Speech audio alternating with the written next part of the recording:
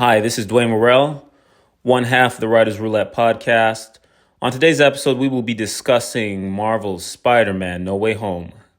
Careful for spoilers if you haven't seen the film already.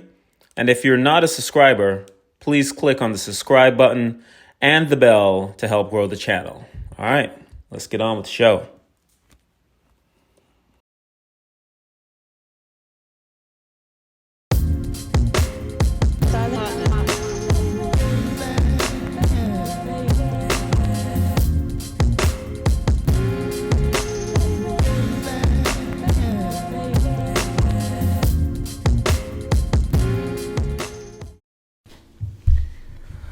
Alright, fanboys and fangirls, Carnell, Holley here. Ladies and gentlemen, how you doing? Dwain Worrell back in the building. And together we are Writers Roulette, back for another episode. I'm glad. Is this live? It is live. Yeah, we're live, man. Okay, so no editing that out. Had a little tongue twister.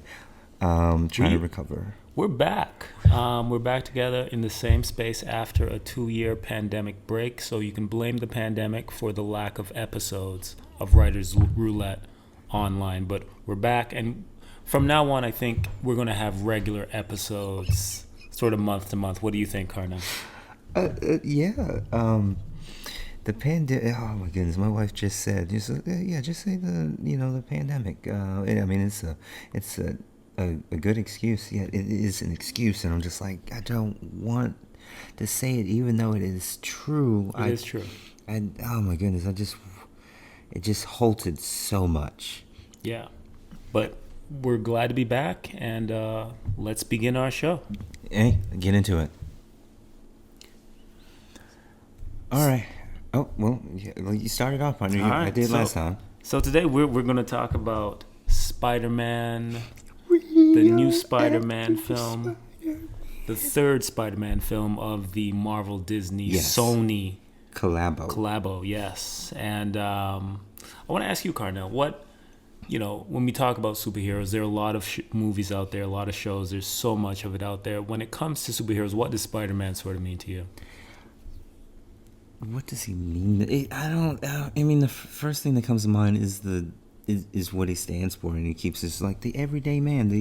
Not the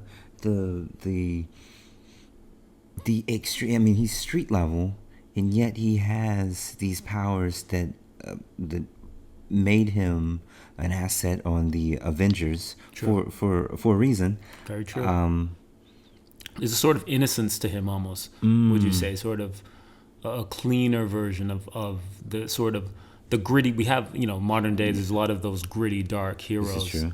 He's still that sort of, for me at least, that ray of sunshine, friendly neighborhood spider, younger than most heroes, right. In his teens. So that's sort of what he means to me as well. He's that character that I grew up watching. Maybe the most famous superhero there is. If you were to put the superheroes in a top 5 tier, or maybe a Mount Rushmore, you would have Batman, Superman, Spider-Man, and then maybe Wonder Woman, then maybe the Hulk. But the top 3, as far as worldwide recognition, Batman, Superman, Spider-Man, and Spider-Man is part of that trio.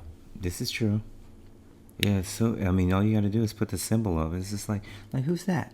And, you just walk up to anybody on the street, chances are they will be able to recognize who that is and say, that's Spider-Man. Yes. Spider-Man. What? And I think what Spider-Man means for the comic book film genre is there's another level of importance to it, because Spider-Man sort of started this whole thing. Blade wasn't quite a superhero movie. He wasn't really a superhero. He didn't have the secret identity. He was just sort of out there. It was a comic book movie, yes, but not really a superhero movie in the same way that Spider-Man and the X-Men were. And Spider-Man was the first blockbuster of its kind, and everything else sort of followed after that. So I think the MCU, in a way, has to pay homage and respect to the Spider-Man franchise for sort of laying the groundwork for what they're doing now. And when you say superhero is in the dual identity, or just being able to do these amazing Yeah, feats. the ability to do amazing feats. But the thing about Blade is he was almost in a different genre. He was almost in the vampire film The horror, genre, right. as opposed to superhero like Iron Man, and who revealed his identity Right. right in that first film. So, I am Iron Man. yeah, very classic, Yeah. very classic, very much him. Very good character work in that film. Indeed. So, why don't we jump right into it, Carnell? What did you think of the new film? The film, oh my goodness, I enjoyed it. I mean, in the movie theater, we went to AMC, set the tone. Okay, so like when you came in town, and we were just like, we gonna get together? What we gonna talk about? We had the list, and on the top of the tippy top, tippity was that we were going to review this. I'm about to say Shang-Chi, Spider-Man, because Shang-Chi was the previous one. Unfortunately, yeah. I again, in which we saw it, and I'm just like, yo, and I got those feels. It's like, this is what I was supposed to feel on these previous Marvel films, and I didn't feel that. It was like all the notes were hit as far as the big machine, as far as Marvel. I mean, they know how to crank them out. But this Spider-Man film was like again, it hit the notes, but it also hit the ones that were not hit in these in the previous two, which was just like, it drew me in. Now, when you say previous two, which were those? Shang-Chi and the Eternals. The Eternals. Okay, gotcha. So, which I haven't seen yet. I haven't seen the Eternals. Oh man, I did not dislike either one of the films. And then you gotta stay for the after credit scenes, in which you were there.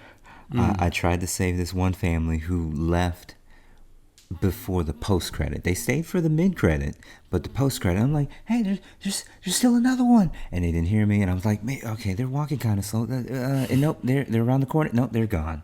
Yeah. So I was just like, come on, people. There were a lot of people in that film, a lot of people to thank in those credits. So it took a while.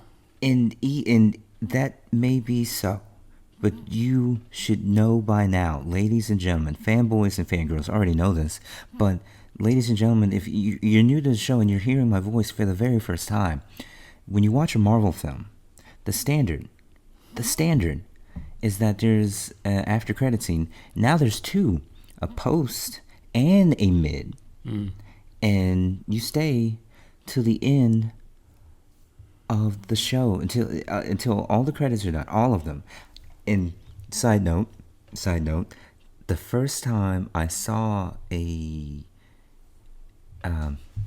after credit scene was that I was watching the original Masters of the Universe film with Dolph Lundgren as He-Man. I was watching a VHS tape. Those of you that know what a VHS tape is, they're not too many. Oh my goodness! It was playing, and I was in the living room, and I don't know what I was doing. I guess I was playing also, and it kept running, and I didn't decide to stop it at any point. I'm just like, and then all of a sudden, the credits ended, and then I saw this liquid, and I'm like wait, what is this? I've never seen this before. And then spoiler alert, Skeletor pops his evil head out of there, and I'm drawing a blank on what he said at the end, but basically he revealed that he survived, and there could have been a sequel to the movie. Okay, ladies and gentlemen, I'm going to try to bring us back because we are obviously way off topic right now. But yes, and I agree with Carnell. You know me, I'm sort of the harsher critic on these films. I guess, maybe. But I also enjoyed Spider-Man, and I think that the film was, like he said, it hit all those high notes. It hit all those points emotionally that are needed and were lacking in some of the previous Marvel films. At this point, but for some reason you haven't seen the film, this is the point where you're going to probably want to press stop and rewind or Pause it. It didn't come back after you watched There the you movie. go. There you Because go. this is spoiler territory. Spoiler territory. The film, one of the high notes that it hit were the other two Spider-Man. The nostalgia of those moments. What? Or I mean, it everyone in the theater just started clapping. I'm not the type of guy to start clapping in the middle of a movie, but I started clapping, tears in my eyes, snot in my nose. Like that was it. It hit me. It hit me hard. I'm still not really over it. Great moments with those three Spider-Men together. What do you think, Carnell? I enjoy.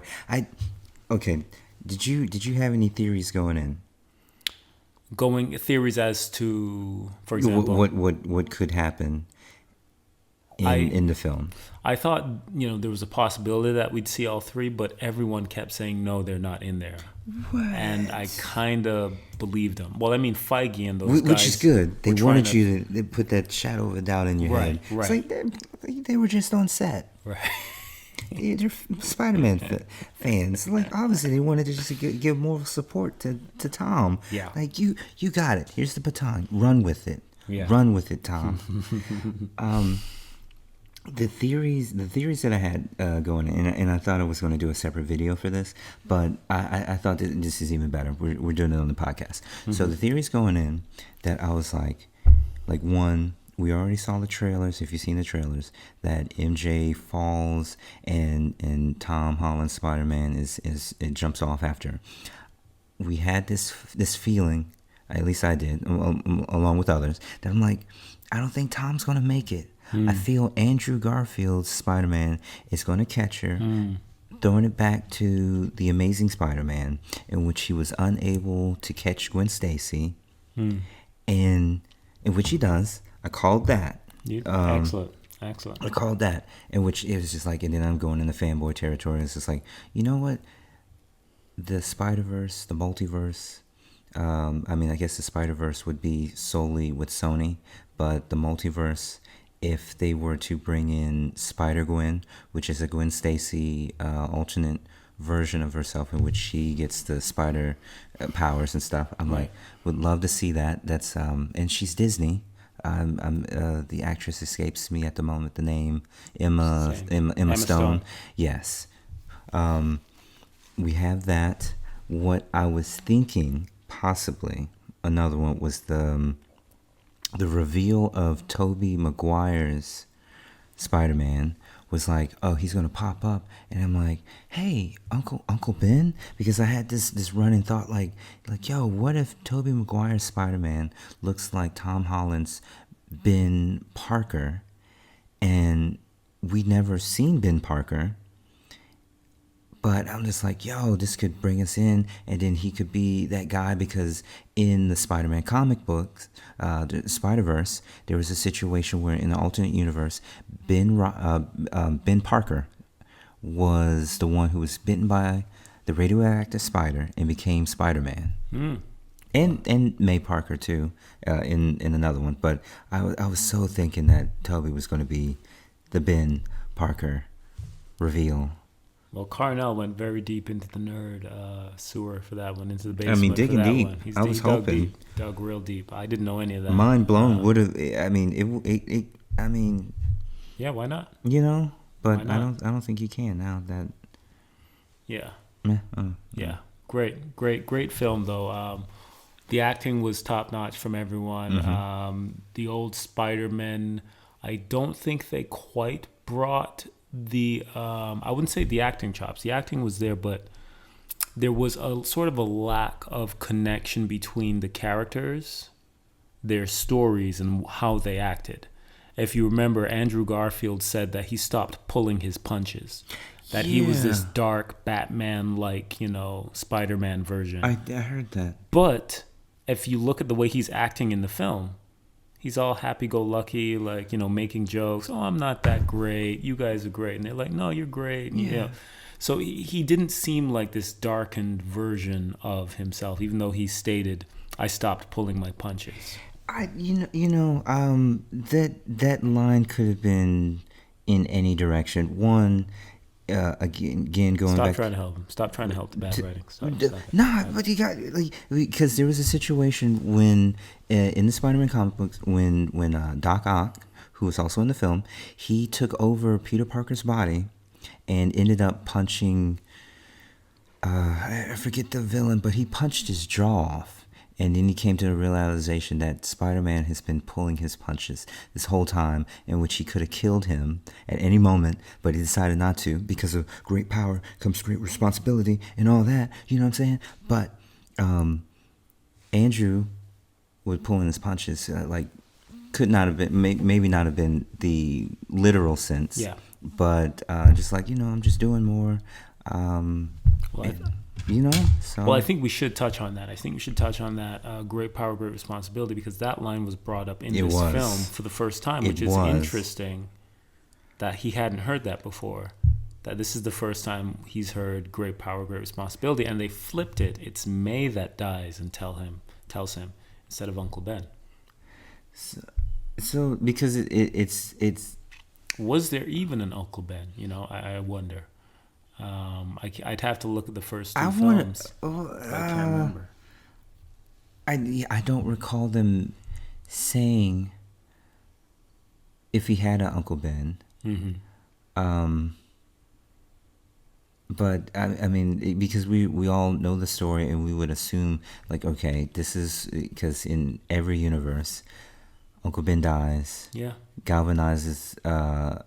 His resolve, his situation is just like, yo, all right, I gotta do this. I gotta be the superhero, and yeah, I agree. I think one thing that's going to be interesting for those of you that watch the film is what Marvel and Sony do here is actually very genius. What they do is they rebooted the series, and they're going to start from new and do a new trilogy because no one knows he's Spider-Man. He just heard the Uncle Ben speech, with great power comes great responsibility, and he's starting anew. No one knows he's Spider-Man. A new chapter, right, exactly. Will he be with MJ in the next film? Who knows? We could have another female. Well, which MJ? Right. Because Zendaya's MJ no longer knows who he is. We don't know if they're going to pursue. Right. Or unless he's going to go with the Mary Jane that we all know, right, redhead and all. Mm-hmm. Or are they going to have Gwen, Mary Jane, Gwen? No, not Gwen Stacy. Who's the one that becomes Black Cat? Because that was another love interest. Right. I can't remember. I can't recall the name. Oh my but goodness. What they did was so ingenious from a marketing standpoint. Mm-hmm. They have this great base. They have 3 new movies coming, and they can do whatever they want because, it's like starting anew. They have all the characters they need. They have MJ. They have MJ if they need it. They have the best friend if they need it. He can meet Osborn if they want him to. There's so many things that could happen in those subsequent films. They could. They have Jonah Jameson as well. Sorry, go ahead. Yeah, they do. The alternate universe, J. Jonah Jameson. Yeah. Also, because the funny thing is, you remember when Jamie Foxx's Electro mentions when he finally see Tom Holland's face. What a great it's just moment. like yeah, I thought that you would be black. Wasn't Tom Holland? Andrew Garfield. Oh shoot, it was Andrew. He never. Yeah. Okay. Correction. Thank you. It was Andrew because he was saying you got a great face and you're always helping out the poor. I would have thought that you would have been black. I mean, what you're doing kind of points to that you would be a black character. Nod to Miles Morales, yes. In which Miles was mentioned in Tom Holland's Spider-Man, and so we could see a live action Miles Morales real soon, sooner than later. That'd be interesting. And he becomes the friend to what's Tom's best friend's name? I'm on the spot. But he's basically that character is basically Miles Morales' best friend. Yes. But they cherry picking in which it's just okay, alternate universe. So this alternate universe Spider-Man has this Asian best friend who looks just like Miles Morales' best friend. trying to remember the name, but all I'm getting is Happy in my head, and that's Tony Stark's best friend. Right. Like, yeah, it's just like this is wild. They finished the arc, they closed it out, Yep. and now they can start this new trilogy. Yep. We have new characters coming, And with the amount of money it made this weekend, like it's 253 million they're estimating. Yeah. Which is the second highest movie gross in the history of all films during a pandemic. So people came out. yeah. People came out in droves, with their vaccination cards and all. Yep. You know what I just thought of something. You know that they're building towards the Young Avengers. If I'm not mistaken, the Avengers don't remember who Spider-Man is. Right. So him starting over, he could start the Young Avengers and be on that team instead of the adult. That's team. an interesting theory. You know what I'm saying? Because if you're watching Disney Plus, Kate Bishop, Hawkeye, America Chavez.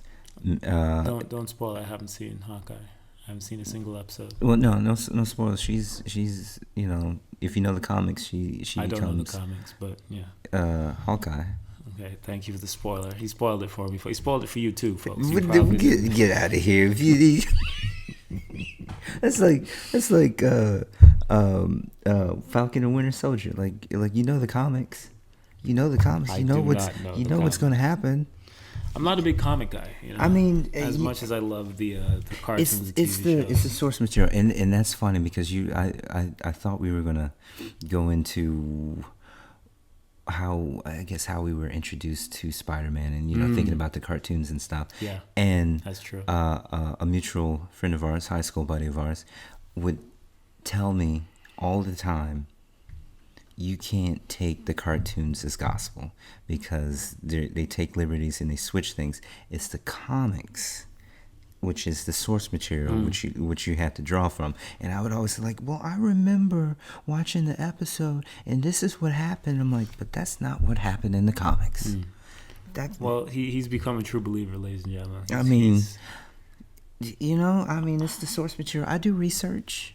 He does his research. A little bit here and there. Let's talk a little bit about those post-credit scenes if we, end things out. Oh my goodness. So, the first one there was with Venom. That was the mid-credit scene. I think it was sort of it was a little disappointing.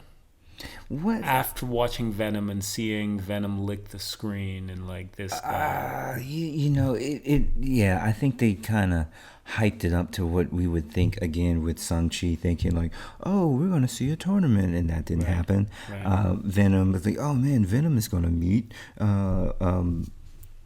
Spider-Man, and that didn't happen. He gets transported back to his own universe, but he leaves behind a little droplet of the Venom symbiote, in which, in the comics, Spider-Man is introduced to this symbiote during a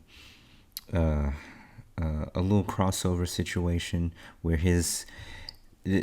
long story short, his costume gets damaged, needs a new costume, gets this material that later is revealed that is the alien symbiote. They're possibly going to do something of that nature, in which that's how that's revealed. And then later on, we're probably going to get an Eddie Brock from the MCU universe that might not be Tom Hardy. Right. I definitely don't think it's going to be Tom Hardy. I think it'll be someone different. I do think they shouldn't... I wouldn't use it in that first film. Even that second. So the second of the new trilogy. Possibly. The next Spider-Man movie maybe should be something a little different. And, it might not even be Eddie. The Venom... Venom has been the Scorpion at one point. The Hulk had the Venom symbiote on him. This is true.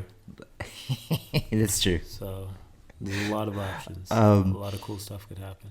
But he got transported, and so we have the symbiote in the MCU now. Yep, and it's a little disappointing how it came in, but nonetheless, I was looking for a little more of Venom More and precise. Yeah, I mean, Spider-Man. add that one more to the 5 to make that Sinister 6. Exactly. That would have But been. I mean, we've had Avengers 2.0, 2.5, and it wasn't an Avengers film, but we had all these characters. Yes. That was like, oh yeah, but this is awesome. We love it. This love was definitely an event film because we had all 3 Spider-Mans. We had so many villains. It really was an Avengers level sort of, at least for me, because of the nostalgia of seeing all 3 of those guys. Loving it. Yeah. And then we finally get to see all the Spider-Man that were deleted from the trailer, and we finally get to see which Spider-Man was it? Was it Andrew? I think it was Andrew coming in with the flip axe kick onto the lizard's head, which is what was the move that made that neck like what hit him? Because something is there that we cannot see, but it's all good. We'll see it in the movie theater. This man went deep into those trailers, man. Oh my goodness! I mean, while it was there, I was just like, let's analyze, like freeze and enhance. Well, there's one more scene we should discuss, and that was the end credit scene, post-credit scene. Yes. We got a trailer. Pretty much, it was a trailer, not just a scene, a trailer, and that's new. Enjoyed that. Yes, very much enjoyed that. They didn't reveal too much. Of course, Scarlet Witch is going to be in it, but I think we all knew that. We knew that. So it didn't reveal too much. It was sort of a soft. It revealed that there's a quote unquote evil Doctor Strange. Yes. And if you watched What If I did Marvel series, you remember that there was an episode of Doctor Strange in an alternate universe in which he decided to go dark. Yes. And he gained all these crazy powers. He was a splintered soul in which he eventually had to combat his other half, and whoever won that battle would have to merge his soul, his essence back together as one, in which the evil one lost. And excuse me, you gotta watch the episode. The episode is hot. Yeah, to go into that, but to have some point of reference as to what you saw in that trailer, I'm like, yo, so is Doctor Strange the villain? Or is the good one going to link up with the Scarlet Witch, and then they're going to have to combat this other one? I'm like, yo, because things were a little different in that What If episode, which you need to check out now. Yeah. Yeah. I know. I think it's going to be. It's going to be a fun film. It's not coming out till May next year, I believe. They pushed it back. Okay. And I'm not sure. I think that's the next MCU film on the slate. Again, I know we're going to get sort of the Sony stuff next month with the vampire movie. Morbius. Okay. Right. Good stuff. I can't wait for that. Next month. All right. Put that on my schedule. Like I mentioned before, with the Doctor Strange, America Chavez, I believe, is going to be in the Doctor Strange one, in which in the comics, if I'm not mistaken, she was a young Avenger as well as an Ultimates member. And with the Ultimates member, in which they have all of those basically slated, besides Blue Marvel. Don't know if we're going to get Blue Marvel. Blue Marvel is a POC character, which his addition would be awesome. But the way things are looking, it looks like we're going to have a Young Avengers team instead of Miles Morales. Or maybe Miles Morales. Who knows? I don't know. I think a Spider-Man may be on the Young Avengers team. Yeah. That may be Peter Parker. That would be exciting. So, I had a great time watching the film. To wrap it up, I will give it a 7.5 out of 10, maybe an 8 out of 10. Again, for me, that's a positive thing. I mean, it's a passing grade, no less. No less. I enjoyed the film, and thank you all, folks, for listening. Carnell. Again, I enjoyed the film too. I mean, if we're grading, What would I give it? I want to give it. I want to give it a solid 8. Okay. I want to give it a solid 8. Okay. Got the feels, got the action, got a nice bookend to this arc. Yes. Look forward to the next chapter of his journey. Same. Same. Fanboys and fangirls, I hope you enjoyed the movie as well. Put it down in the comments. Let us know what you thought. We'll answer those, give our take on it, go a little bit more in depth from what you heard in this podcast. But yeah. And slap that like button. We appreciate you guys listening in. Tune in next time for more Writers Roulette. Booyah.